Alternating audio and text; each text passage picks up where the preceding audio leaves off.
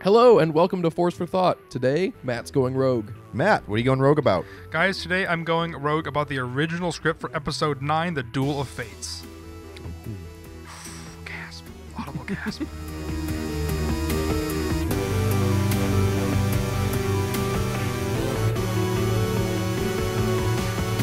Alright guys, welcome back. I'm really excited to talk through Duel of Fates.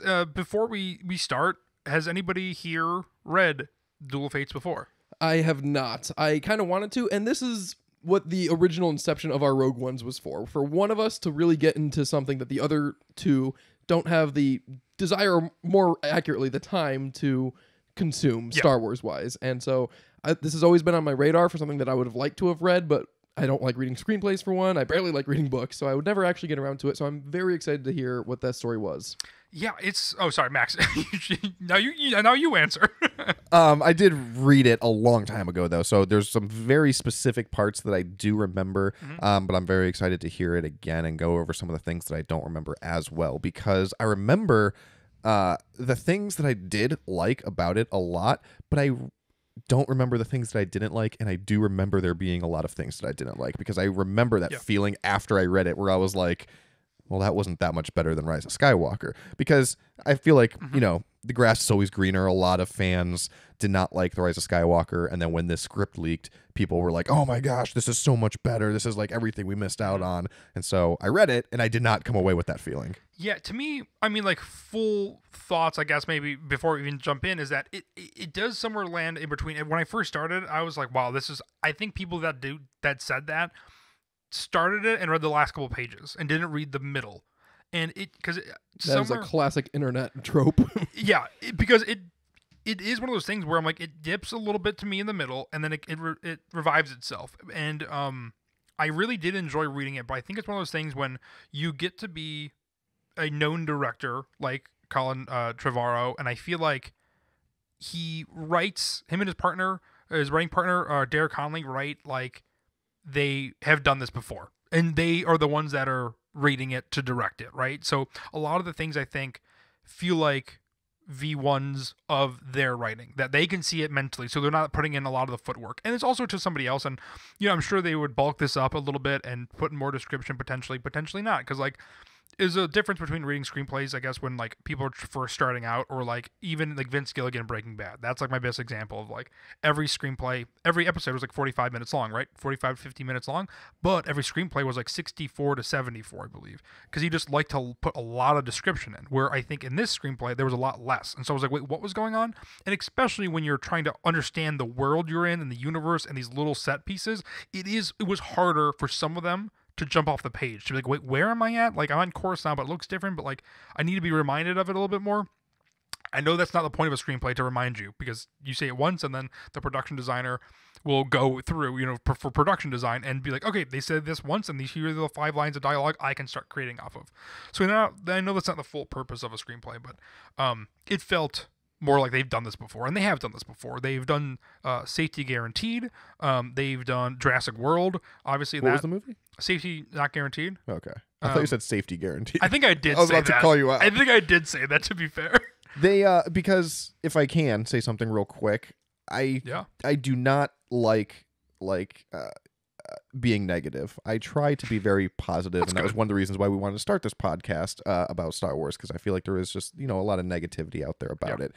I will say I'm very glad that Derek Connolly and Colin Trevorrow did not do The Rise of Skywalker or the third movie, because especially going back over their filmography, like you said, like, Safety Not Guaranteed, it was a very low budget indie film, and like people liked it, but I loved it. Very, very different. Like, it has nothing to do with this. And then the only other like blockbuster that they worked on that is, you know, kind of similar here is the Jurassic World movies, which I don't know how you two feel about it. I hate those movies. I watched every single one. I felt like Charlie Brown and Lucy with the football, where I'm like, all right, maybe this will be the one, and it just kept getting worse. And I thought the last one was like actually offensively bad. I thought it was insulting to its viewers, and it had so much potential. Like, they brought back all the cast members and everything for it, but regardless, those are my feelings of Jurassic World isn't what's being discussed here. But 1000%. I still have not seen the last one either, and Jurassic Park is my in my top 20 movies of all time. Came out this year I was born. Absolutely love that movie. I have no interest in those, and I think that is something that they had so much technology going for it in the 90s, and then kind of just were like, let's just make a big blockbuster, and it fails. And I think, but I don't think that's even like Colin Trevorrow's fault. I think he's a good director. So He's Not Guaranteed is really great, and I think it shows a lot of promise. But then he kind of got sucked into the Jurassic World, and then he also did the Book of Henry, and so those are like the big movies that him and his writing partner Derek Connolly have done. I would have liked to see what he did with Rise of Skywalker, but with that being said, it's a very different story than Rise of Skywalker. Rise of Skywalker, I think, tries to wrap up the entire Skywalker saga while introducing new villains, which is a very hard task, as we've seen, right? And I think this movie, it doesn't necessarily close the trilogy, the Skywalker saga. It closes this trilogy and opens up an opportunity for a next one, which I think ultimately this has the better goal in mind. I know that, like, I think ultimately this might not have been a better movie, but I think it sets the Star Wars universe up for better potential going forward, is what I'll say about it. And I enjoy Rise of Skywalker. I don't hate that movie, as we've talked about, like in our rankings. It's lower on the list, but it's not the worst. And it's one of those things. Again, this is like it's got to be first draft, maybe second. And some things I think would definitely need to change. But just reading it by itself, I enjoyed it, and I'm excited to walk through it with you guys. And also, this could be potentially a lengthier episode. I have 94 points to go through, mainly because those are all the scenes in the movie. I'm not going to go in depth necessarily with a lot of them. Obviously, you can read this you can go find this listener at home or Luke or Max. But I would also, we should be like interactive a little bit too. So if you're just like, wait, what happened? Let's go more in depth about it. If there's some cool elements, we can talk about it as well, because this it has the potential to be just going through a screenplay really quick. So I'm excited to talk about it, but. The first thing I'll note is I think the crawl is very short, and yet I think it's really effective. So I'll just read the crawl to go forward. Oh, thank God. So Star Wars Episode 9, The Duel of Fates. The iron grip of the First Order has spread to the furthest reaches of the galaxy. Only a few scattered planets remain unoccupied. Traitorous acts are punishable by death. Determined to suffocate a growing unrest, Supreme Leader Kylo Ren has silenced all communications between neighboring systems. Led by General Leia Organa, the Resistance has planned a secret mission to prevent their annihilation and forge a path forward to freedom. That feels like a crawl to me. Like, it's pretty short, but like obviously with Rise of Skywalker, it's a little heavy-handed. The dead live, or the dead speak. The dead speak, which is how we started this. The nerd speak. This whole podcast is how we started that.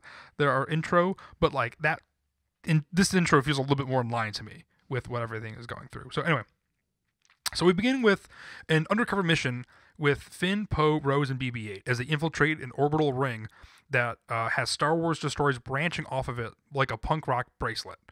Which the punk rock bracelet also feels a little. I mean, it's a good description of it, but I feel like is that how it's described in this screenplay? It's described as a punk rock bracelet. So it has a bunch of. It was just a great visual, just a little weird ring tip. But anyway, there's a lot of camaraderie between Finn and Poe.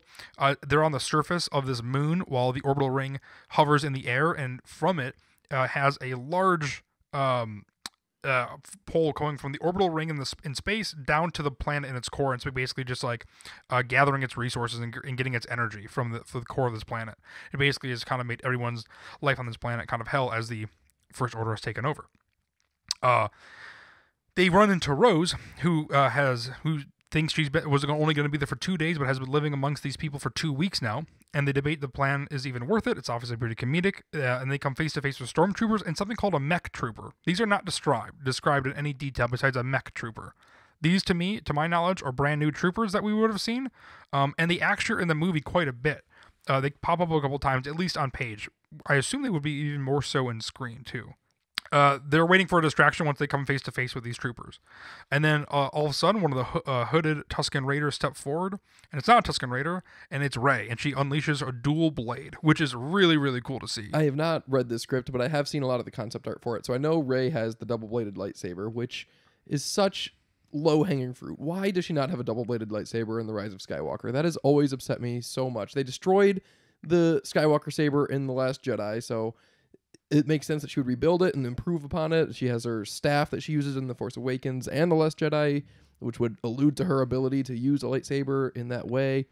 I have always thought that was a very big missed opportunity. Yeah, I agree. And it's also it's Anakin Skywalker's lightsaber and her lightsaber combined, like welded together that she made. So like that just seems really cool, and it feels like a nice thing back to Maz Kanata. Something else, Maz Kanata is not mentioned in the script at once.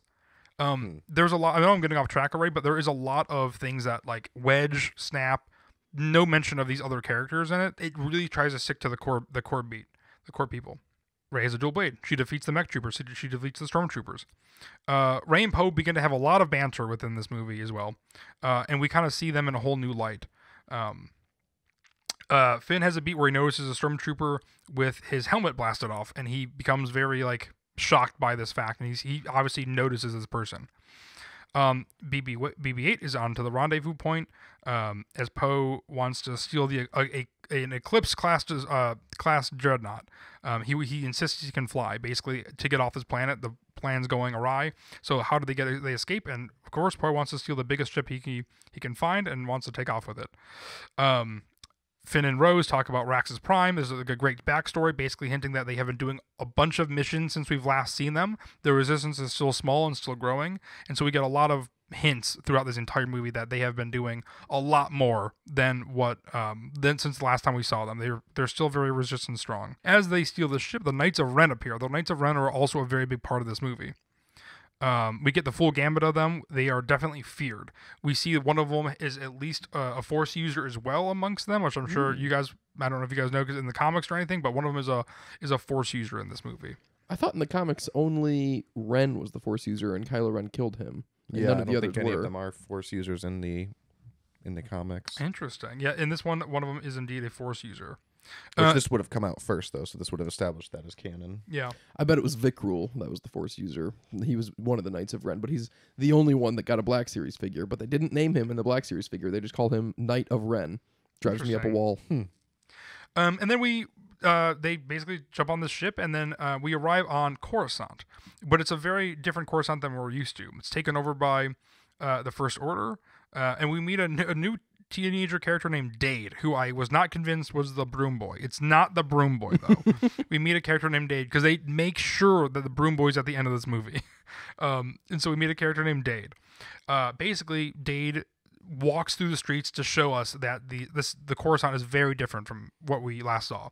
It's very ragtag together, and it's run by the First Order. Dade gets to the middle of the town square where somebody is executed with a light blade guillotine. This really stuck out to me because a light blade guillotine, as far as my knowledge, is a new thing that would have been seen in this movie. Just a guillotine with a lightsaber, basically. And that person is executed under the order of General Hux. Hux has basically a meeting with a bunch of warlords that basically implies that he has no interest in serving Kylo Ren, and he's kind of going to do his own thing. Then we cut to Mustafar, and Kylo Ren is on the hunt for Vader's abandoned castle, which is a really cool beat. So we get to see this, him going through this volcanic wasteland, basically looking for this castle. And then he ends up, Luke is there along with him, voiceovering, warning him about the dark side, how it will betray him, and he still has time to turn to the light. I like this introduction of Luke Skywalker this early on in the movie versus what we get in Rise of Skywalker when we get the not eye roll moment, but he catches the lightsaber and it's kind of like, okay. This way it brings him back in a way that feels very natural to what we know in Star Wars. In a very natural time, he's still trying to do good even though he's gone. And it'll also wrap up that hanging thread they left in The Last Jedi where Luke says that he'll teach Rey 3 lessons and then only does 2. And so now this will give him an opportunity to do that, which I guess when I started saying that, I thought he said that to Kylo Ren. So never mind. Cut that. I just said that because he does give Rey a 3rd and final lesson in The Rise of Skywalker. So never mind. Don't worry. He gives some advice in this movie too. Spoiler. So then Kylo ends up getting into the castle and he finds a holocron and he plays the holocron. And it is a recording of Palpatine recorded decades ago. I think this is a great way to show Palpatine and not have him necessarily be a villain in this movie. The holocron begins to scan Kylo as he's watching this my God, I'm saying holocron now, and hologram is really confusing. As he's watching, and it recognizes it's not Vader watching it, and it begins to shock him into pain basically, and he falls on the ground screaming as like this blue, like all of his veins start turning blue and popping out. And we cut away. Leia wakes up in a resistance base, and her daughter, in real life, I believe her name is Connix, and Chewie tell her that the mission is semi-complete as the Eclipse dreadnought descends onto the snowy jungle where she's at. Leia orders to evacuate the base since they stole a full class destroyer, and then Rey feels the weight of the heaviness of the war, and Kylo, what's going on with him. She kind of, this entire movie, she's wearing black at this point also. I think it's one of those things where it's like, oh, will she turn bad? Is she going to stay in the light? I think it does double down on that fact, versus kind of like in Last Jedi, it's like, nope, she is good. In this one, it kind of goes back, and you kind of debate if she's going to turn bad, because she does feel this heaviness, which I think is interesting. You get that in The Rise of Skywalker too. Yeah. Yeah, oh yeah, for sure. I just assumed it was going to be kind of done at the end of Rise of Skywalker, but they want to continue. Searching through the Dreadnought, Chewie and Finn find a full arsenal of weapons and vehicles, which they think they can use, which is obviously, since The Last Jedi, not much progress doesn't seem like it has been made. They're still kind of hiding out, trying to gather people, but it hasn't fully gone according to plan, doesn't seem like. Rey uses the Jedi texts that she takes in Last Jedi to find an old system on Coruscant. Basically, they want to get to Coruscant in order to send a message to the galaxy to rally to help and for war. That's basically kind of the mission of this whole movie. We see a training session with Rey that kind of comes out of nowhere, to be honest, and we get her and Luke interacting again, which is nice. Then she senses Kylo, which is when we flash back to Kylo. And Kylo now is in a medical bay with getting Mandalorian armor melted onto his face as he continues screaming. Basically, his face is so scarred from the holocron that he has Mandalorian armor now on his face. Rey touches her face, sensing the pain. He quickly has a vision of where Rey is now, sensing where she is at, much like they did in The Last Jedi. Luke finally comes into view as a Force ghost, asking Rey what she saw, and she says she saw the future. The vision of the Temple of Mortis that existed before the Jedi and before the Sith. If Luke warns Rey that if Kylo touches the Well of Light, the fight will be lost. And basically, the Temple on Mortis is the entire premise, which I have a feeling they're maybe doing a little bit of that with Ahsoka. Again, unknown, but like the fact that like there's this, it's something that existed before the Jedi, before the Sith. It's the combination of like the light and the dark, and so I think that feels like something potentially they would. There's story beats in here that I feel like they will continue with. Okay, so then a new mask lowers onto Kylo after a surgery. He breathes deep. It's like Vader's now, more reminiscent of Vader's breathing, but it's much deeper. He's obviously very hurt as well, and so we're kind of getting that sense that now he's more like Vader than ever. We cut to Hux now on Coruscant in his office, and he tries to use the Force. It obviously doesn't work. This beat, I think, falls flat a lot. There's a weird thing they shoehorn in here with Hux trying and wanting to use the Force, because I think the whole goal is to have him be stronger than Kylo, but it's a little odd. So he tries to use the Force on like something on his desk. He's reaching out, it's not working. Kylo enters, and basically Hux's goal is to wipe out the Resistance, while Kylo's is to wipe out Rey specifically. And so they kind of have differing goals, and so Kylo goes on his way to try to find Rey, where then Hux kind of informs everyone else that he can have his like petty things. Basically, he's going to stick with the overarching thing, which is the wiping out the Resistance. The Resistance basically want to go and activate a beacon at the temple to summon the galaxy for war. Here, C-3PO and R2 are reintroduced, and basically from here they're throughout the entire movie. So I do like the way they use C-3PO and R2-D2 the entire time. Rey decides she wants to confront Kylo, and Poe says he'll go with her, convincing her by saying he knows someone with Force-like abilities. Leia sees then the romantic tension that becomes concerned. They try to do a romantic tension thing with Poe and Rey here, and I think it kind of works, but it does feel a little off, because you lose a bit of the camaraderie with Finn and Rey, because you replace it with Finn and Rose, because they double down on that. So it's a little interesting to see that. I don't really get romantic vibes at all through the entire first two movies. I know of Rey and Poe, I know they don't really interact in the first one, but like, yeah, it would definitely be shoehorned into this one. It feels a little odd, right? No, they could make that work. They only meet at the end of The Last Jedi, so they could be romantically involved. And They could be. I'm Yeah. not saying it's like a plot hole or anything. I'm just saying because they just meet at the end of The Last Jedi, or because they just met at the end of The Last Jedi, yeah. There's nothing building up to that. With that being said, it does lead somewhere, which I like. We now cut back to Kylo, and he's talking to Vader's mask again, like he does in Force Awakens. He's not happy, and he basically shatters the mask. He completely destroys it, literally killing the past, I feel like. He leaves to find Rey. Hux raises his army for the extraction, not telling Kylo. Extinction, I think. Extraction, either way. He's extracting life out of people. Finn and Rey have an emotional goodbye. Rey says she'll save Leia's son, but Leia doesn't believe that she can be saved anymore. They have a couple of great moments, and then just then Hux's army arrives on the planet right before Rey's about to leave.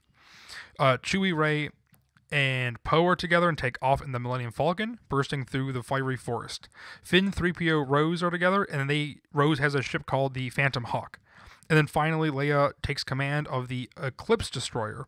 And they mention that she swivels around in the chair much like Admiral Akbar, which was interesting because I'm just like, that's just like a chair you swivel around in. But they specifically mention Akbar. No. But basically, our three groups, right? We have the Eclipse Dreadnought, or Star Destroyer with Leia.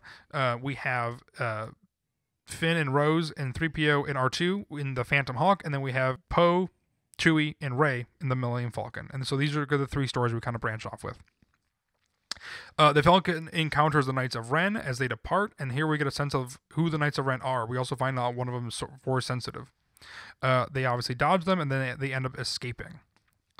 Kylo enters the Remkor Fortress, seeking he sees a skull in a Sith helmet, which is pretty brutal. That's been there forever, a reminder that the Jedi live on. And then he meets this 7,000-year-old creature, Tor Valium. He's an old alien creature that walks on multiple legs, and he's afraid of nothing. Kylo then decides that this will be his new master to teach him the ways of the Sith. The Falcon lands on a planet called Bondin, I believe, and then Poe talks about his past on the planet. Rey tries to remember hers, but is reminded that she is nobody. Of course, basically Poe would go there with his grandparents, it sounds like, and sail around on the watery shores. Mm-hmm. And then Rey and Poe kiss. Poe notices the mech troopers, and so they do that fake out kiss thing where they try to hide their faces. And in this moment they both feel something for one another, even though they don't admit it. And there's obviously very much Poe and Rey kind of banter back and forth, being like, "Oh, that was just for that kind of moment," which they do. They meet with Nomi, a small alien creature who can help them track down Mortis. Mortis is this, again, myth of a planet. Rey says Mortis is Luke says Mortis is a myth, and Rey says so are you. Or maybe it was the other way around, where Luke says, "Oh, so was I." Like he was a myth. That's a nice That's a cool line, yeah. Yeah, it is a nice little callback. I think the writing in those little moments are good. They get a little weird in the middle. And basically, in this vision, this alien Nomi says that she can make it there, but Rey will have to sacrifice herself in order for the outcome she wants, basically. Then we cut, and Finn and Rose arrive on Coruscant. Noting that most of the population live underground now. Tens of thousands of people live underground of Coruscant, as the First Order is taking the top side, basically. They break into a Jedi temple. The 3PO gets caught by a stormtrooper, and Finn and Rose begin to take kyber crystals to give their device basically energy in order to work. The living force now is drained from into Kylo's hand, and his face becomes more to life. His scars begin to disappear. This is done by Valium, who is the 7,000-year-old alien. Kylo enters the Vengeance Cave, where he confronts the hulking presence of Darth Vader. The two begin to fight, and Vader strikes Kylo down. Kylo looks to his wound in his chest, where Vader just struck him, but there's nothing there. He's all alone. It's obviously much like The Empire Strikes Back, Force Thank Vision. you. I was going to say it, and then I was just going to somehow make a joke how I said Return a couple weeks ago, blah, blah, blah.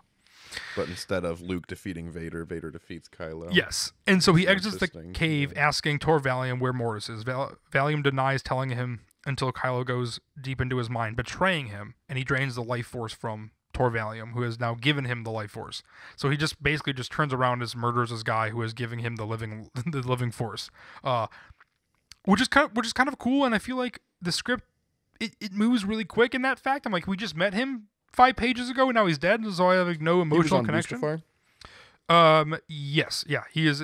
No, he is. Sorry, he is going. He was on He was Mustafar the to find the Remcor holocron. station. Yes. Okay. Thank you, Luke. There was a like a version of Tor Valium that did make its way into the canon in the Darth Vader comics. There's a character called the Eye of Webbish Bog Oh, interesting. who's on Mustafar. He's also in deleted scenes for The Rise of Skywalker. Yeah. The Eye of Webbish Bog is? Mm-hmm. I did not know that. Rey can sense Kylo is growing stronger, and this makes her scared, obviously. Finn and Rose create a conductor to send the message to the galaxy with the kyber crystals in this Jedi temple and Coruscant.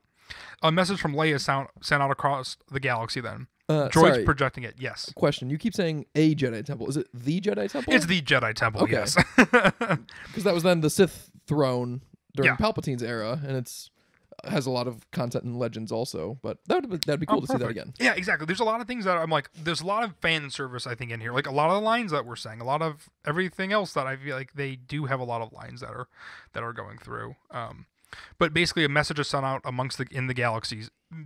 Every droid now is basically projecting this message from Leia, kind of rallying the call again, much like we did in Last Jedi. It's not just within whatever this little small distance, it's through the entire galaxy. That'd be cool to hear the message too. Yeah, but you want me to read it? Is it written? It is written. Yeah. No, I don't need you to read it. But Okay. I'm just saying, instead of saying Lando and Chewie are gonna fly through the inner core and rally people, it'd be cool to see that more in a Or to message. read in an opening crawl that the sinister voice of Emperor Palpatine is heard across the galaxy, but the only way to have actually heard it is to play Fortnite. Yes, similar to that Oh, also. that's annoying. What? You didn't know that? No. The dead speak moment that Palpatine actually broadcasts across the galaxy is in a Star Wars crossover event in Fortnite, and not anywhere else in a comic book or movie. That's so unfortunate. Isn't that upsetting? That's really upsetting to find out. I don't love that. There's a lot of great lines in through this, and I feel like I'm rushing through a little bit just because there's so much still to get through. Mm-hmm. But I would love to read some lines even at the end. But basically, it's sent out through the galaxy, and we get a good Bosk cameo. No way. Yeah, Bosk is just sitting there watching for some reason, they specifically mentioned Bosk watching this message sitting at love like that. a Trevorrow cantina, always liked Bosk. I Yeah. love that. which is so funny. So there's a lot of cool things like that. And then an explosion happens, which causes the communication to be disrupted. Finn and Rose then attempt to escape the temple, but basically fall a very long way and become unconscious. R2 and 3PO then escape from the courtyard, clearly leaving beforehand. It's kind of unclear. It's all of a sudden then being like, and then 3PO and R2 are rushing through the courtyard as like dust settles, basically. Some people make it, some people don't because plot. Kind of, yes. One of the Knights of Ren noticed that Poe and Finn are in the crowd. I mean, Poe and Rey, I think. They hop into a boat, and Rey uses the Force to push them out to sea to try to escape from the Knights of Ren. She lightsaber fights Hasaka, who is the Force-wielding Knights of Ren once they catch up. Poe and Chewie unload their blaster fire. Here, Rey disconnects her saber, basically having two sabers now. So one is obviously Anakin's old saber. One of them is obviously hers. Oh, that's awesome. That's Yeah. so much cooler than just having the Skywalker saber again. I think so too. And then she gets really angry, hinting at the dark side again, and she shoots the purple lightning from her fingers, killing the Force-using Ren. So basically after this, Rey's like, I need to leave. She wants to separate. Poe doesn't understand. But then Rey uses the Force on him basically and just gives him directions. And he knows this is gonna happen. And he kind of begs and pleads with her not to do this to him. But then she Force uses him. She's like, you will go to the Millennium Falcon and fly off. And so Oh no, Poe that's so cool. and Chewie go to the Millennium Falcon, and then right when the doors are closing, he regains consciousness and waves goodbye to her, knowing might be the last time he ever sees her. But Jedi mind tricks are only supposed to work on weak-minded people. I think he is though. I think he's in this moment. I think he's clouded by this weird like new infatuation with Rey. So I think it's the perfect time to actually put it in the script where it might work. You know, it's weird. Not to mention that lore bit is so hazy. What does that even mean? That it only works on the weak-minded? That means nothing. I don't know, but I don't want Poe Dameron to be dumber than Watto. I don't think it's I don't know. It is presented as an intellect thing, but I've always thought that was such a random bit that sometimes it's true, sometimes it's not, whatever. And then we cut to Kylo and Hux officially moving on from each other, basically. Like, Kylo says, Snoke was right about you, Hux. Without faith, you serve only yourself. And basically, he shuts off the holocom and sets the coordinates manually to try to find his the next location of Mortis. There's a lot of back and forth between Hux and Kylo that I feel like would work better on screen, because it feels a little like, it's like, okay, we know, we can move on now from this a little bit. Luke and Leia have a conversation about Kylo being in pain, which is really nice to hear Luke and Leia talk again. Again, I feel like Leia says, let me get this. Luke says he's in pain. She responds to Luke as if he speaks to her often. Leia, I feel it too. Luke's Force Ghost steps forward at her side. He'll soon be more powerful than your father. Our father. That'd be crazy if they just He really blames it all on her. That was your dad. Leia, so will she. Luke, she feels too much. Love, anger. Leia, don't we all? Luke, this is why the Jedi live in isolation. The pain of loss only leads to the dark side. Leia, I have lost everything and everyone, but I'd still choose love. Which is a pretty big theme, basically, is basically love and hate throughout this entire movie. A Luke and Leia scene is desperately missing from The Rise of Skywalker. Yes. And same with a Luke and Kylo scene. I can't believe that there was only a Luke and Rey scene. Yeah. I mean, we still wouldn't have really gotten it, though, because of her passing. I know. Who knows how this would have been adapted with Carrie Fisher's passing. I know. Part of me is like, I don't remember the events, and I could look it up. I'm like, was it announced after that this script was written that this is not the direction they were going? After she died? Yeah, or was this... Because this relays a lot on Leia.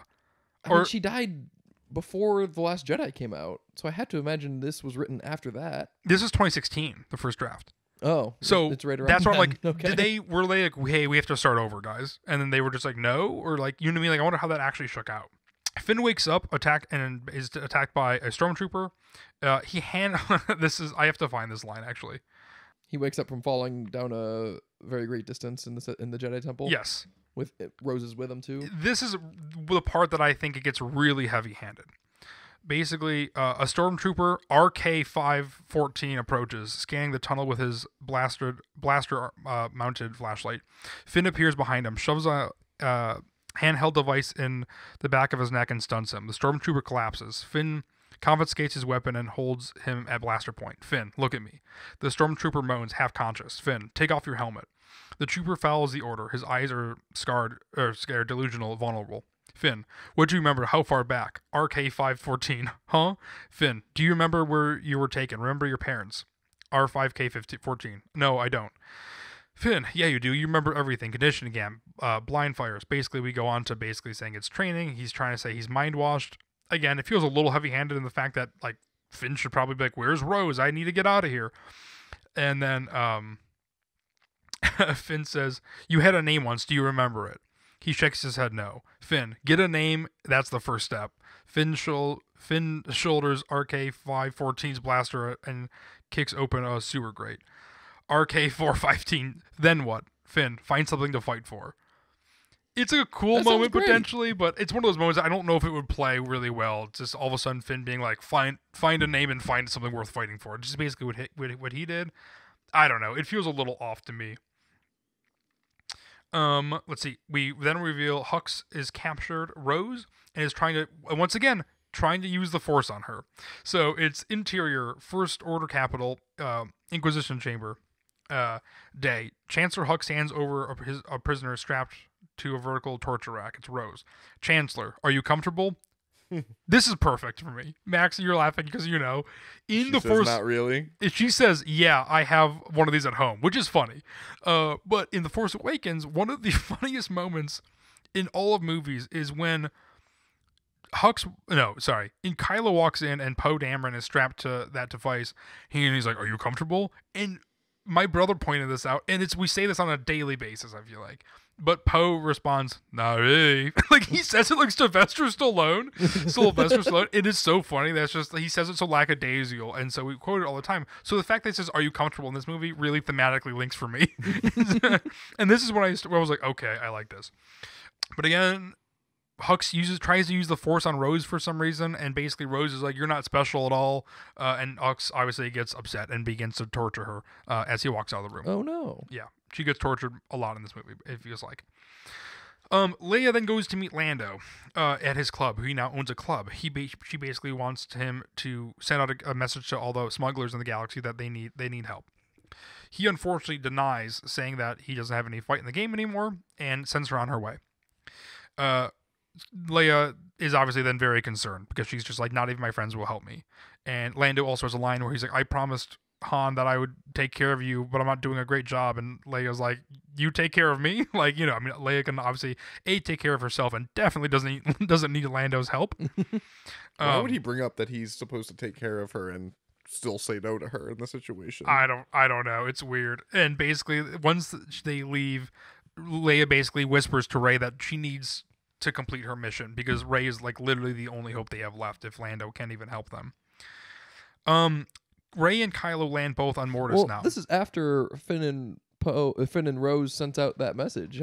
Did that seem to go well? Apparently not. They haven't heard anything at this point. Okay. Because as you know, once they're in their weakest point, they're going to come save the day. Sure. You know what I mean? And it's one of those things where like this script reads really much like that when you're like, I know exactly what's going to happen. Where it's like, oh yeah, they're all going to, maybe because they do that in Rise of Skywalker too. But does Lando have a change of heart later? Oh, he does, baby.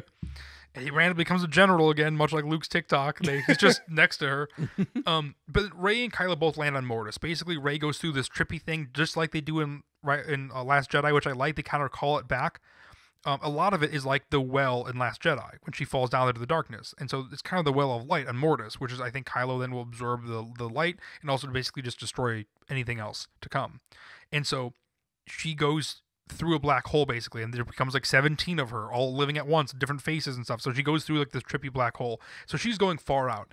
This is what I mean by I think they've taken elements from the script and incorporated in other shows. This feels like Ezra. And with that being said, this was written after Rebels, obviously. But this feels like where Ezra is at. Not if it was 2016. Oh, I guess this was before. The middle. Yeah, Rebels was 14 to 18. I guess this is something like the very end of the very, very, very end of Rebels, I guess. Because this feels like an element that they didn't take from this necessarily for Rebels, but like where we saw in Ahsoka, more or less. This other world. Like, basically, there's a lot of searching is implied towards the end of this movie. Spoiler. They both land on Mortis. Rey crashes while Kylo softly lands. They both get there somehow. They figure it out. Brute troopers are now introduced, so we have mech troopers and brute troopers. They look like Phasma. They're like, it says that the stormtroopers look like nighttime security, I believe. In comparison to these guys. Cool. Okay. Finn then is now stuck in the sewers. As we know, he kicked out a sewer grate and decided to descend into a sewer. So now he is stuck in the sewers and he's getting stuck to the sides of the walls to all this sludge, basically. This sewer creature now is swimming towards him and eating all the sludge and about to eat him. But of course, our boy Dade from earlier, not Broom Boy, comes in to save him. And he shows him an underground society where, again, all the tens of thousands of people have lived.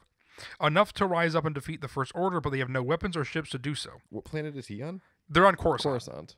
Okay. Finn gives an empowering speech over a comm device, and Maxwell, I gotta find this. Abandoned underground prison day. Hundreds of compartments like dwelling units are connected by a catwalk with a central control tower. No way. Yep. The Riker? The Riker. This is a central idea to maximize. Well, we didn't rip it off. We just thought of it independently. We did indeed. When did you write yours? It was right around 2016. No, it was a couple years after. It was 20. You ripped it off. I knew it. No. Well, no, that's not when the script was leaked. That was when the script was written. That's true. Oh, thank God. The script was probably leaked after we started writing. What was shortly after Rise of Skywalker? We wrote around the same time. We started writing before Rise of Skywalker, though. Did we? We started writing when I was still living out in LA. We wrote independently. Like, we didn't write a script. We plotted it all out beforehand, before we even started writing. When we started writing is when Lynn and I lived with you guys when we were looking for a house. What a time. Anyway, Finn gives an empowering speech, basically, since it's an abandoned prison. There's a comm system throughout the whole thing. So Leia gives her speech to the galaxy. He gives his speech to these tens of thousands of people underground. Something that I do like is he's like, together we can strike back. Together we can resist. Nice use of the word strike back in there. I was going to say nice use of the word resist. See, there we go. Rey then has a vision of her parents. She is kind of regaining consciousness, and she has a vision of her parents leaving her behind. And they do not want to do it, it doesn't seem like. And so they get on the ship, and they leave, and it leaves her crying, and she goes back to basically her home. Then Kylo has a vision of his younger self. And he walks up to a house, and who comes out the door but Han Solo himself. And so him and Han have a bit of a chat. It seems like this actually potentially happened. And basically, like, how Han Solo stands in the doorway. He looks at his son with sadness and fear. Han Solo, what are you doing, Ben? That's not my name anymore. Han Solo, your mother can't see you. You're not like that. And he's dressed in black robes. So clearly, I don't know if this is him projecting or this has actually happened after he's left the temple. But they have a nice conversation. Not a nice conversation, but they have a conversation. And it slowly, as they walk around each other, it all of a sudden transitions into the scene where he kills him on the catwalk in Force Awakens, which is cool. So it transitions from the younger Ben Solo to Force Awakens, and then we see him kill Han Solo again, really just to jab it in at us at the last minute to see him die again. Then we cut to, after the Han Solo scene, we cut to Finn teaching troopers basically how to take down an AT-AT and rise up using nothing, which it seems like that's exactly what they do in Mandalorian in that one episode 4 of season 1, when the ATSTs. Yeah. It's basically that beat. And they take over this ATST, or AT-AT maybe? It says AT-AT, I believe. Then Hux gets word and transfers Rose to a higher security prison block because they know that Finn has taken over this ATST and they can't believe that he is, or AT-AT, and they can't believe he's alive. These two troopers, Rose is very down and out. She's battered. She's bruised. She falls basically into their arms as they escort her away. And then she, of course, is a little trickster and takes their guns and stuns them both. And it begins her escape, basically. Finn controls the AT-AT and shouts words of revolution as he's going through the street. This reminds me a lot of the Blues Brothers moment when they're in their car and they're just like, there's a show tonight, with a massive speaker on top of their car. That's basically what he's doing. Then all of a sudden, a brute trooper takes Finn out of the AT-AT from the top, just like lifts him up by like his head and takes him out.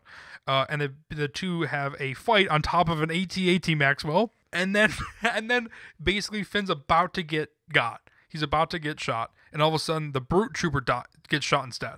He falls to the ground, and he looks back to the AT-AT, and who is there but RF-514? And he says, "You got a name yet?" And he says, "My name is Rafe." Finn says, "I like it." Like, again, the problem is, like, no time has passed. Like, that was movie 2, and then this was movie 3. He shows up, you're like, oh my god. But, like, this just happened. So that man found a name and a reason to fight for within 15 minutes. 10 minutes later, and this guy went from a loyal stormtrooper to a turncoat, like, just because Finn told him to take his helmet off. Like, he didn't really have any reason to suspect that he was, like, already questioning his loyalty to the First Order. He could be concussed for all we know. We have no idea.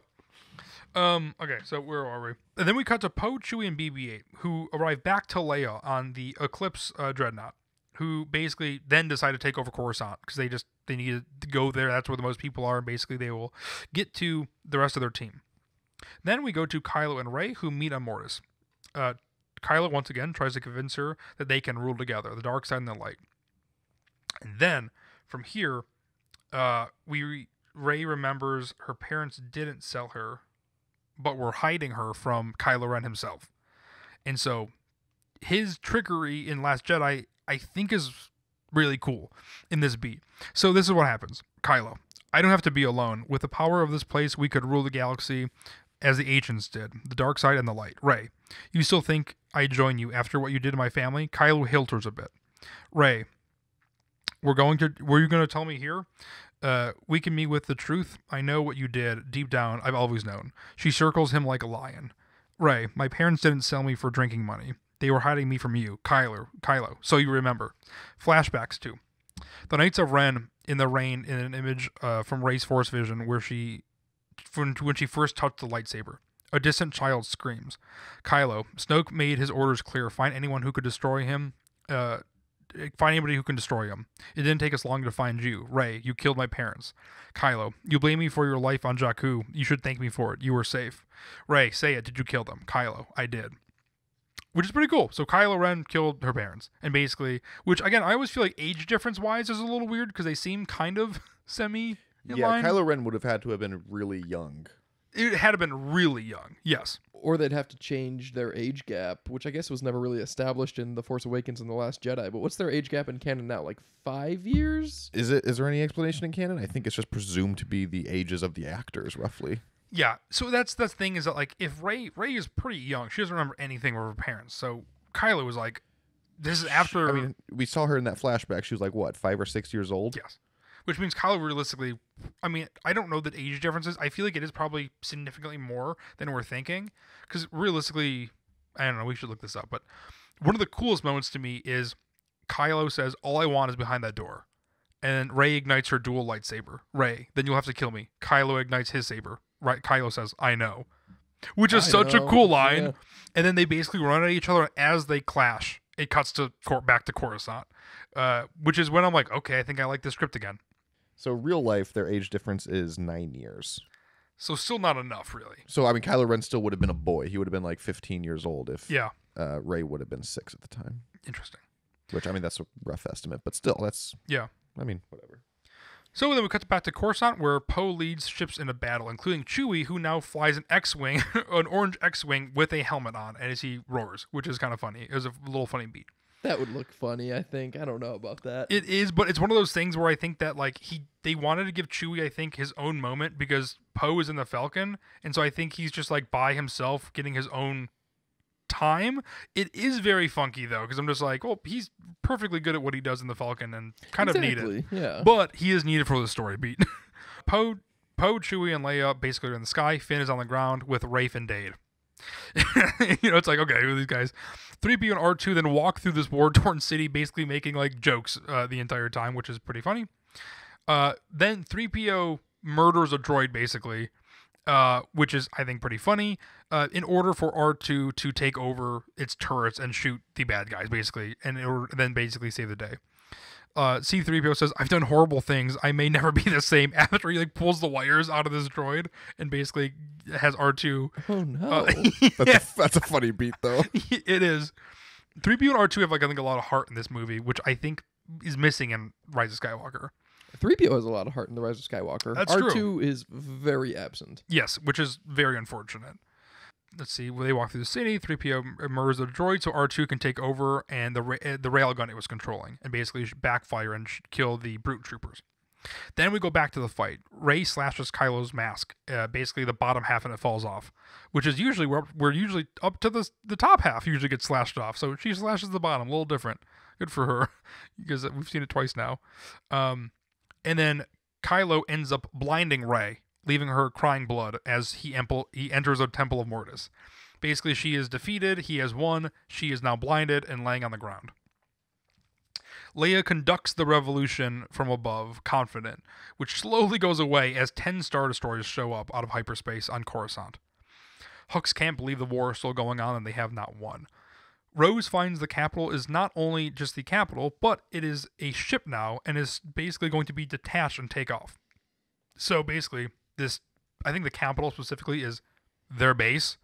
I don't think it's the full city or anything. Mm-hmm. It's their specific base, but she finds out that it is a ship implanted into the core now, which feels like kind of big news you would hear about. But like, basically, they are planning to detach from the Earth, and they want from Coruscant specifically, and obviously she wants to try to stop it.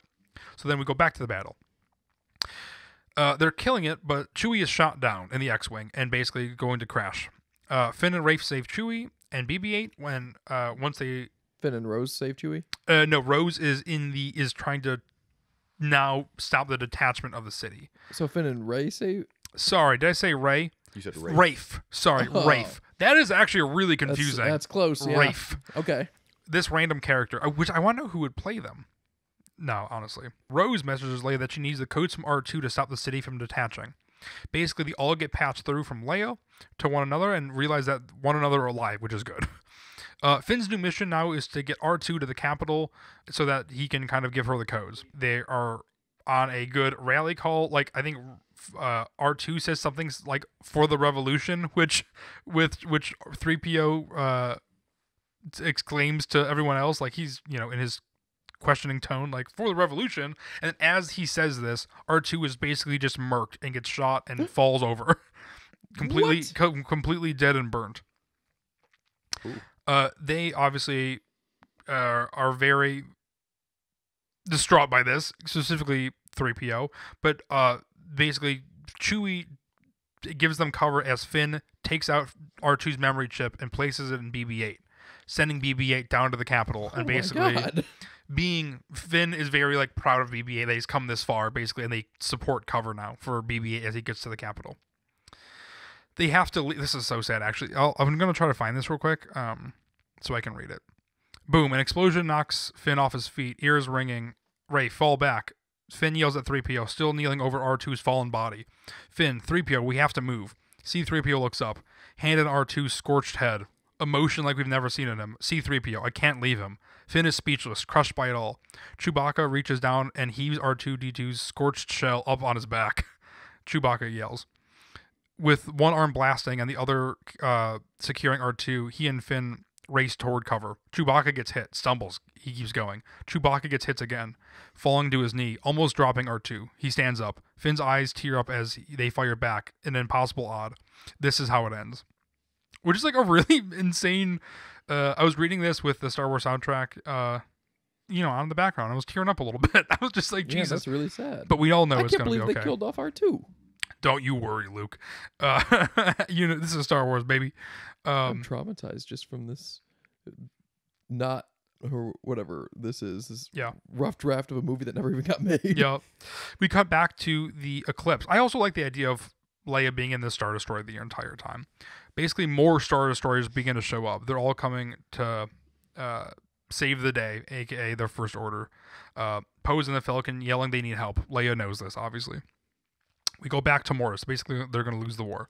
Back to Mortis. Kylo looks to the well of Mortis. It's completely empty. Luke steps forward and says the dark side betrayed him once again. I'll read this a little bit. Luke, you've lost, Ben. Luke Skywalker steps forward in the light, a thin blue glow tracing his form. Kylo, you're dead. The Jedi are ghosts. Luke, the dark side has failed you, like it failed my father. Kylo, your father was weak. Luke, his love for his family saved him. I wish it could save you. Luke looks deep in his former student's pained eyes. Kylo, I did what I had to. Luke, you chose hate. Kylo, I chose power. Kylo fires his saber and attacks, but Luke catches the blade with his gloved hand. His gloved hand, guys. They were going to answer the question.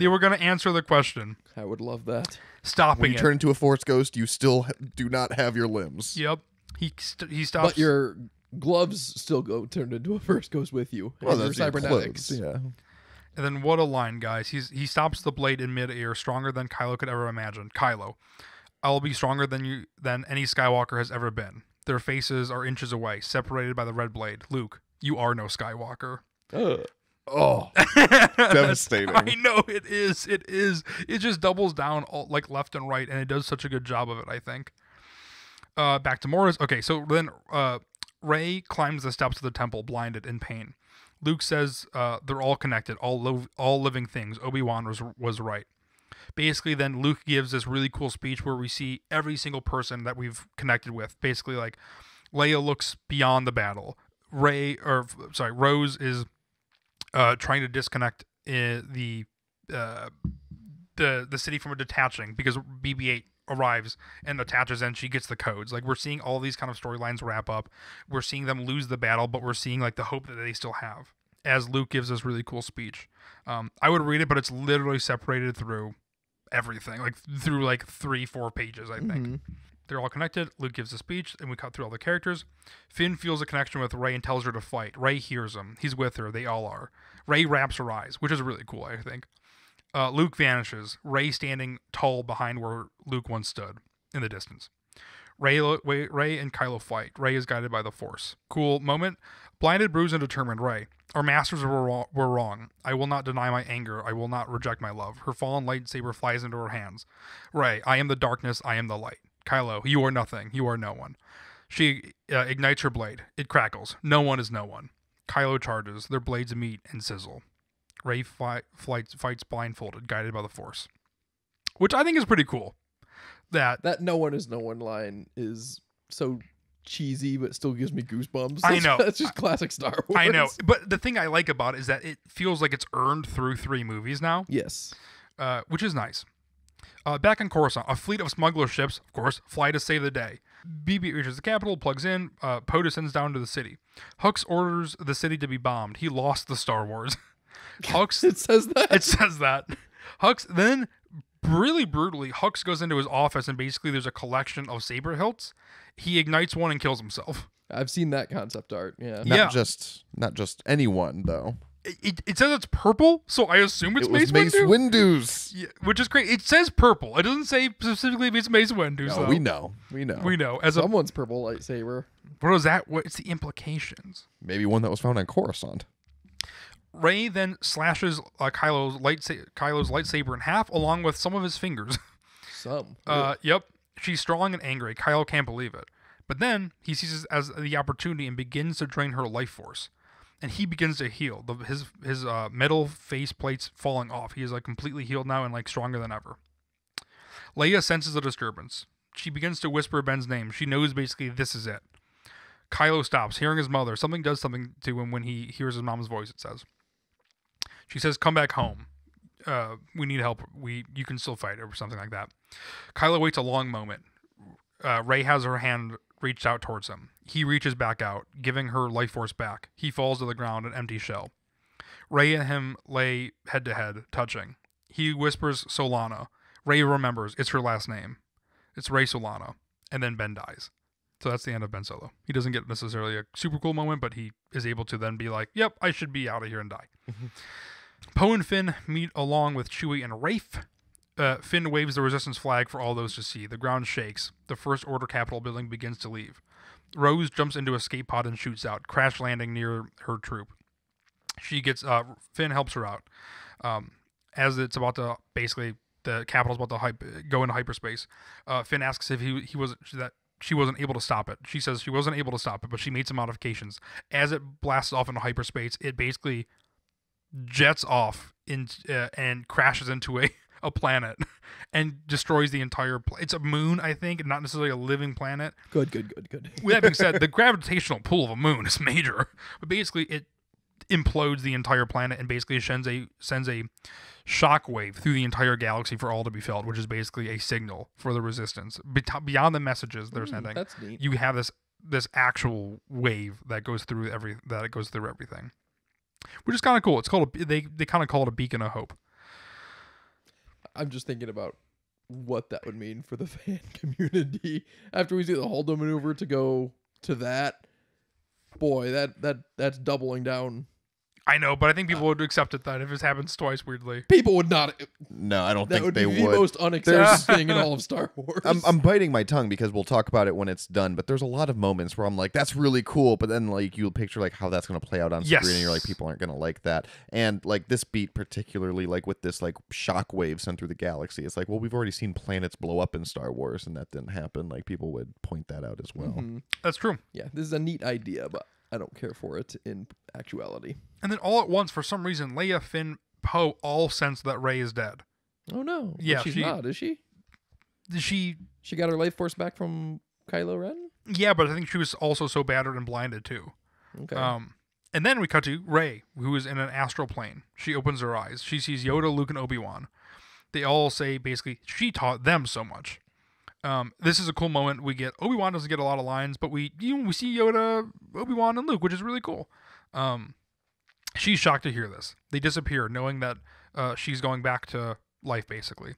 Obi-Wan says she is a Jedi, but not the last Jedi, which is kind of a cool line. And then basically, Rey then wakes up, unblinded. Coruscant now is free. Everyone is celebrating. This is obviously time has passed. This is very reminiscent of obviously A New Hope, the ending of A New Hope. Everybody is just celebrating, and basically we have a ceremony.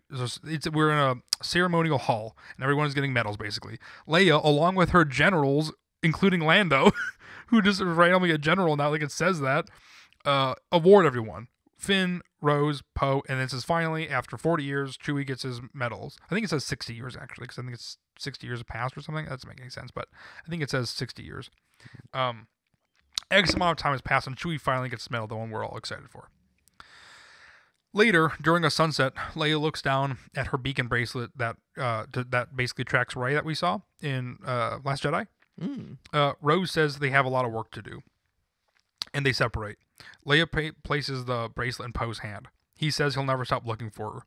Finn hands Poe his old leather jacket for good luck. I like that beat. That's a cool beat. Max, you didn't give any reaction to that. It's a cool beat. I like it. I like it. I'm just kidding. Sorry.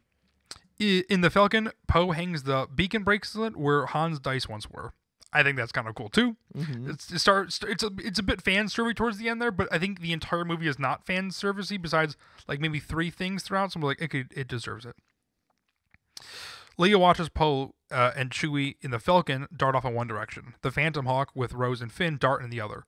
She turns around. R2 is under construction. Leia places his memory drive in R2, much like she does in A New Hope.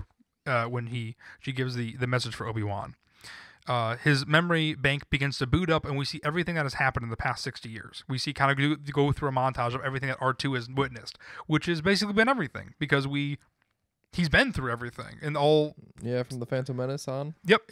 Yeah. So we've seen it. We kind of see a nice little montage. I think it seems like it might go well. It could be cheesy, right? It could be cheesy because it's not living by itself, but it's nice in the fact that they're using it in a way that R2 is able to re-show these memories because it's rebooting back up. So it's like a nice little plot thing that I think it makes sense. I hope that they would reshoot or whatever, edit with CG or AI, all of the scenes from like the prequels and the original trilogy from R2's perspective. So like looking up at everyone because he's so short. That would be funny. Everyone just looks terrible and has like double chins. You should just see a bunch of crotches and butts from his angle. Then we cut to a homestead in a grassy field. Finn sits inside with a bunch of young kids ages 6 to 11 as he finishes the story. And he says that Rey will come back, and when she does, we'll be waiting for her. Rose sits at the table watching on. All these children are Force sensitive. They've built a refugee for all these kids. Then we cut to Poe in the Falcon, and him and Chewie are going through hyperspace, and the light begins to glow on the beacon. And then Finn is now on the porch watching the kids play with BB-8 in the field. He steps forward, seeing something. It's Rey. Her eyesight is back. Only a scar by her eye is a reminder. She walks toward the homestead, ready to train the next generation of Jedi. Which is a cool ending. Which is exactly where we're gonna pick up now. Which makes me think, like, is the Rey movie gonna be this with Finn and Rose? Pretty much, Maybe. I would think so. But there's a lot of great lines, and I think this is a really hard movie to describe. It's 131 pages, and it's a really, I mean, fuck me, right? Luke just described a whole series of books that was way more than that, and so thank you for sticking with me through this kind of like messy description of this movie. But like when I read it, there's things that I absolutely love in there, and there's things that I absolutely hate in there. And it feels like to me a movie that, I don't know why I put my laptop away, gotta look at my notes. I don't have too many, but like it's one of those movies that it doesn't feel like it feels a la Return of the Jedi, when it doesn't feel like a big finale. It just feels like another movie within this trilogy, and just so happens to be the last one. And then we end with a poignant ending to want more. And I think this movie does that. I don't know if it does it in the best way possible, though. There's a lot that I like and a lot that I don't like. And unfortunately, this just really highlights everything that I don't like in The Rise of Skywalker. Sure. Finn leading the underground rebellion and the stormtrooper Rafe, yeah. I love all of that. And I keep thinking like, oh, they should have done that in The Rise of Skywalker. And they kind of did. It was just really McClunky with Janna, and it's like, oh, yes, she's already a deserted stormtrooper, and they already have a battalion of deserted stormtroopers, and so Finn doesn't have to do any character development or growth in that regard for this beat to be in the movie. And I like the way they did this more in that script. But when you actually make it into a movie, who's to say that it wasn't written just like that for The Rise of Skywalker with Janna? Exactly. And I should mention, for some reason, at the end with Dade, the Broom Boy is with him. Broom Boy shows up. It says Broom Boy and Dade for some reason. That's weird. You guys have talked about Broom Boy a good amount. I never really think about him more than when I watch that one scene. Neither do I. It's just a random scene that I feel like it like weirdly blew up, and I'm just like, it's so insignificant. You know? Exactly, yeah. It's about the insignificance that he could be anybody. He's just a broom boy. But He doesn't need Dade, to be anybody. there's a beat in this movie too where Dade, when he meets Finn, he shows him the ring and turns it to the rebellion side. So I was like, they just giving these rings out? I'm just like, it's just confusing. It's not Broom Boy, but Broom Boy is there later on. It's very odd. That's funny. Yeah, there's a lot of parts that, like, even if I don't necessarily mind it, just like I said earlier, thinking about how that's going to play out on screen, you can just kind of anticipate, like, a lot of fans are going to be like, I don't know about that. Mainly being, like, the entire first act. Like, our band of rebels just, like, stealing an entire Dreadnought Star Destroyer. Like, it sounds cool in theory, but, like, when you watch it play out, you're going to be like, how... Well, I think it's because there's so many there. It's just it's a fueling station, right? And so I think that there's like it looks like a punk rock bracelet, I guess. And the spikes are the Star Destroyers. Mm-hmm. So I think it's one of those things where there's a bunch there. With that being said, even Leia has a good point when they land.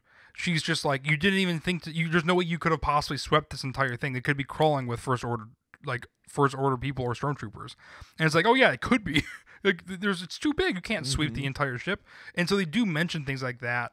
But then eventually they're just like, oh yeah, there's like all these weapons and stuff, and that's how we're gonna fill the underground rebellion. Which, again, the Star Destroyer is key in the fact that it has to give the underground rebellion for Finn the weapons. But like, yeah, it's a lot. Like to all of a sudden be like, oh yeah, it is different. We've never seen it before. But like you said, and also, how do you know when the smugglers show up? How do you know that those are the good guys? Yeah, I don't really care for that story arc with Lando. I agree. That's the thing. It's not much of a story arc. Seems like you just had that one scene and then showed up. That's exactly what He happened. went to bed that night and just went, I should help. Literally, yeah. That's the thing too. There's no wedge. There's no snap. Like I think in Rise of Skywalker, what it does well is like it shows these characters in a different, like even when they're like sitting around planning. Like for some reason, like one of my favorite parts of Star Wars is them sitting around planning what they're gonna do. It's like it's super fun when they're in that council and like in that era and trying to figure out what they want to do and how they're gonna attack. And I think like there is no moments like that. It's just like here are the main characters, and you don't need to know anybody else besides Rafe and Dade. Like even saying those names, I'm like, oh. No, I like them. I liked all that. All the parts that I don't like, I just keep thinking, did I like it that much better in The Rise of Skywalker? Because Rose, I like in The Last Jedi that she's not a military soldier. She's an engineer, a tech person. She's not on that mission for her fighting or her cunning. She's there to do the thing with the hyperdrive. She's a technician. And I like that they sort of kept that in The Rise of Skywalker by leaving her on Agent Kloss to study old Star Destroyer schematics. But I mean, would I rather just them turn her into an action hero or have her not in the movie? So well, I like 50-50. her. I like her doing. I don't think she's an action hero in the way that like she does all the tech stuff though. She's trying to figure out how to not detach things. Like she's spending a lot of time like under the hood of like basically when she escapes, like trying to figure out how she can make the capital not detach from the planet. And I think like her purpose is to wield the kyber crystals to this device that they created in order to send out the message to everybody. So she's integral in that part. So she is just like the tech person, but she's along for the ride of the action because it includes the action, I guess. That's another moment though that would take fans out of it to be like, they had the ability to broadcast messages like across the entire galaxy like that. There's a lot of moments like that, I think, where it's just like the plot just seems like kind of off when you think about it. Because it's like, okay, Rey and Kylo's only goal is to get to Mortis, and in order to do that, they just need one barrier to figure out that thing. And it's with Rey, it's finding a Force ability user that Poe knows to tell her basically that like it's potentially out here. You're gonna have to sacrifice yourself, and then she goes and does it. And then with Kylo, it's like you're gonna go to Valium and then drain his life force, and then you're just gonna go find it. And it's like, oh, that's all? Like, there's not much to them, weirdly. Like, it is more of a story about Finn and Rose and Poe, I'd say, than, like, Kylo and Rey obviously are the bigger moments. But I feel like, and it's surrounding them, but they have the least beats within the whole movie, I think. Yeah, I was kind of getting that vibe, too. And as for, I mean, like I said before, as for the Rey and Kylo of it all, I don't love it. But would it be better if, like, I don't love that Kylo killed Rey's parents, and that doesn't add up to me. No. That makes it much more, even more of a, not exactly, like, not more of a contradiction from The Last Jedi than what we get in The Rise of Skywalker, but it's close. It's not any better than Rey being a Palpatine and all of that. So it's hard to say which of these I prefer, because I don't really like either when I really think about it. I'd be okay with Kylo killing her parents if it was years later.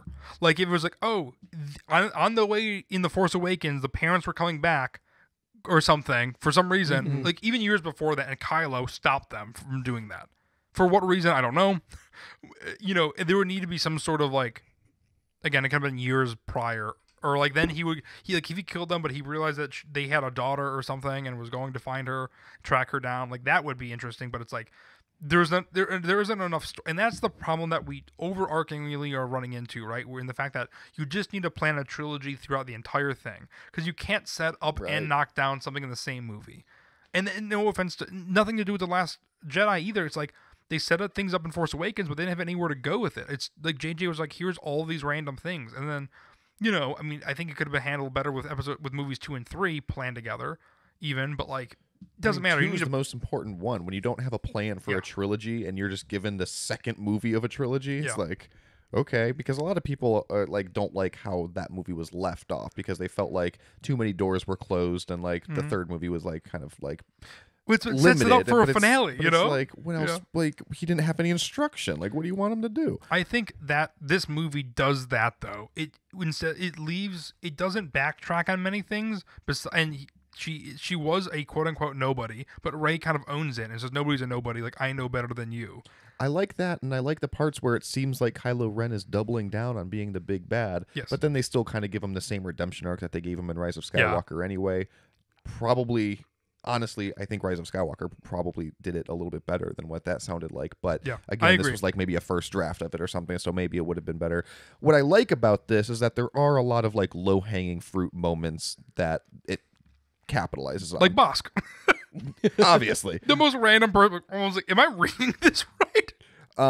Like Luke said, like, I really like Finn leading the Stormtrooper Rebellion. Like, that's a great story arc for Finn. Just Rey using a double-sided lightsaber is really good. But did the Poe and Rey relationship ever come up again? That's why he's searching for her, basically. But did he need to be searching for her? Because she just showed up with Finn and Rose. That's my thing, too. Well, then he is looking for her, but then the beacon shows off, basically. So I think it's one of those... Who knows how she got there, but she was in a black hole, basically, like in where kind of Ezra and Thrawn were, for example. So I think it was kind of an impossible task, and who knows how she got where she got, but she ended up with Finn and Rose, who started this camp now, a refuge for these Force users. And so I think the beacon went off, and so they will be reunited again. And so I think there was, hints of their relationship. I don't really know how long they've gone, but they've been, Rey's been gone, but long enough. The fact that Finn has to say, but once she does come back, so it's been that long that they're able to set up a refuge for these kids. Yeah, that whole relationship, I'm not a big fan of. I mean, it has some highlights and it has some downfalls. Like I said, kind of at the top, I recall reading it a long time ago and just coming out of it feeling like that. Like, this is like, it's got some really cool moments, but I don't know if this is like something huge that we missed. I don't think it was like a big miss by Lucasfilm to not go with it. I agree. I think Rise of Skywalker feels like a big finale. Again, I think this ends a little better in the fact that it leaves you wanting more. Like, Rey shows up to a refuge that for these I've said like a million times, I feel like, already in the past 2 minutes, but like, she shows up to train the next generation of Jedi. Like, that is a solid ending for just that thematically. I think it makes sense. And I like elements of it, but I mean, Rise of Skywalker, when I think about it, like, that is one of the movies I put on a lot for fun, because it's just a fun, dumb movie. Like, it feels like the prequels, when you put on, because they're fun kind of and dumb and quote unquote whatever, they're still great movies, but like, you can put them on when you're sick, but I feel like sometimes I get a headache. Like, when I had food poisoning in St. Louis, when we put on Attack of the Clones, I was like, mother, it's just like, but you put on Rise of Skywalker, I'd be having a blast while still being sick, because it's flashy and stupid, and you have to think literally at all, because they explain everything for you. Maybe best if you don't, actually. Exactly, yeah. So like, I don't mind Rise of Skywalker for that reason, and like I said, like, when you watch these with your kids and you show them, it'd be interesting to see their perspective of being like, well, that stuff is cool, or like, why do you like that? I don't know. So we'll see. But Duel of Fates, I like the name. It's thematically tied with Star Wars. It's the duel of fates between Kylo and Rey. But Did it call out in the script when they would start playing the Duel of the Fates soundtrack? it did not. I wish it did. There's a lot of weird things like that, but within the script that's written, and I'm excluding a lot. A lot of it is reading it to really get the emotion. Like I said, I left out a lot, even about like Rose specifically trying to like maneuver and stop the capital from detaching from Coruscant. Even Things leaving like out that. however much you did, I still got the vibe that the Duel of the Fates is much more character driven than the Rise of Skywalker. The Rise of Skywalker is very plot driven. Yeah. And there's an arc for Rey. Yeah. And then this movie seems, even with whatever you excluded about all the character nuances, seems a lot more character focused, which I generally prefer in movies. But like Matt said, though, because it's more character driven, when you start to analyze the plots, it kind of like falls apart at the seams. Like you said, like when you're like, so Kylo Ren just had to do that and Rey just had to do this. Like, yeah, because it's like there's not enough time in a movie to make it more epic. Yeah. But, especially when you're introducing randomly black holes and stuff, it's like, whoa, you're going outside of what we know in Star Wars, and it's making it more complicated now. But I also remember when that script leaked years ago, people gave it so much crap for that one line where it said about General Hux, he lost the Star Wars. Yes. People were like, wow, that is so stupid. That is such bad writing. And like so many people had to point out, like, well, just so you know, this is like a script. This isn't like a book, and that's not like a line of dialogue. No. Like that's basically just like the writers having fun. Yes. And I like that. And when you said that, I kind of laughed. I was like, that's funny. He lost the Star Wars. But like, I like it if they too. said that, if that was a line of dialogue, like, yeah, don't say that. That's dumb. But I agree. Having fun. I know. That's the thing with screenplays is like I feel like most people don't read them or know what they are, right? And like that's why I said up top even, where it's just like, oh yeah, like I need to be reminded of the setting, but it's like, well, that's not the job of a screenplay. If you're repeating things in the screenplay, you're doing it wrong. Well, let us know what you think and give it a read yourself for all the detail and the dialogue. But let us know if you think that this was better than The Rise of Skywalker, if it's something that we should have got, or if you think The Rise of Skywalker is better, or maybe there were highlights of both that you think. I don't know. Or if you should, or if you would prefer where Star Wars should go from here, go listen to our new trilogy pitch ideas. Yeah, we got That's plenty a good tie-in. of wide-ranging ideas. Yes. Plug ourselves. See you, Sammy.